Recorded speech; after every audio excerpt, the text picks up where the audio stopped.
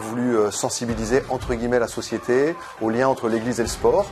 Holy c'est un projet avec plusieurs volets, un projet d'accueil d'abord des sportifs, des staffs, des spectateurs et de tous ceux qui veulent participer d'une manière ou d'une autre aux Jeux Olympiques, donc qui mobilisent de nombreuses paroisses à Paris et dans la région parisienne. C'est un projet d'accompagnement des publics fragiles, des personnes de la rue, des personnes handicapées. C'est un projet de rencontre avec les sportifs, de témoignages, d'évangélisation. On découvre qu'il y a de nombreux sportifs qui ont la foi chevillée au corps et pour qui c'est très important cette foi. Donc ça manifeste aussi ça. Et c'est un programme qui met en valeur ce qui existe déjà aussi dans l'Église catholique.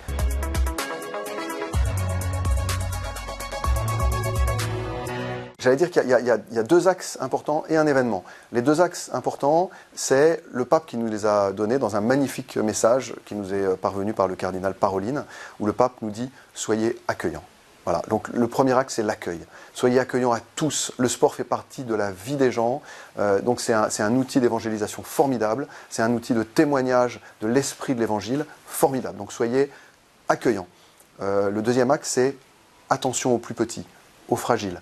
Ça veut dire pour nous, il y a ceux qui vont vouloir peut-être participer aux Jeux Olympiques en tant que spectateurs et qui n'auraient jamais eu la possibilité de le faire. On va essayer de leur ouvrir les portes des stades pour qu'ils puissent voir des épreuves tout simplement. Puis il y a ceux qui vont être impactés négativement par les Jeux Olympiques. On sait que il faut montrer un Paris propre. Et le pape n'aime pas trop cette dimension-là. Et il veut qu'on accompagne aussi ces publics-là. Et ça peut être aussi une occasion, j'allais dire pour les pouvoirs publics, entre guillemets, de nous confier les plus pauvres, les plus fragiles, pour que nous-mêmes, à travers les associations qui existent déjà, en particulier Hiver Solidaire, ça peut être aussi le Secours catholique, on puisse accompagner les personnes qui vont être impactées négativement par les Jeux. Et il ne faut pas se voiler la face, il y en aura. Et l'événement, c'est la bénédiction et l'ouverture d'une église consacrée à ce lien entre l'église et le sport, à la Madeleine.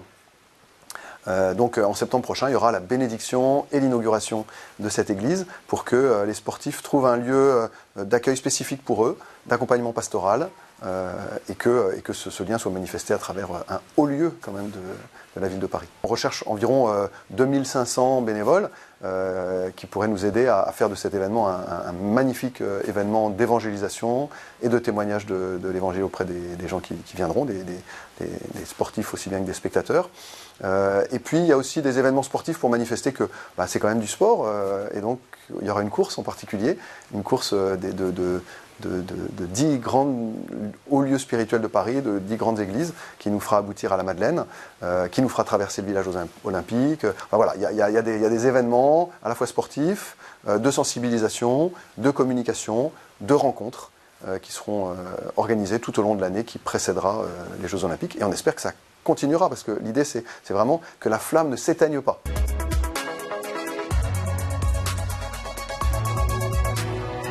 L'Église a toujours été en lien avec le milieu du sport, toujours. Depuis le début de l'ère moderne olympique, avec Pierre de Coubertin et, j'allais dire, son ami et compère Henri Didon, qui était un prêtre dominicain. Et c'est lui d'ailleurs qui a fait les premiers Jeux Olympiques entre son collège d'Arcueil et l'école publique. Et ces Jeux Olympiques entre deux collèges, tout simplement, ont tellement bien marché que Pierre de Coubertin a décidé qu'on allait lancer les Jeux de l'ère moderne, qui ont été inaugurés par une grande messe célébrée par Henri Didon avec 4000 personnes. L'Église s'est toujours mobilisée, j'allais dire, pour toutes les activités humaines. On a le bonheur d'avoir l'Évangile, qui nous manifeste l'action du Christ, qui va vers les autres, qui va vers les gens, quelles que soient leurs activités.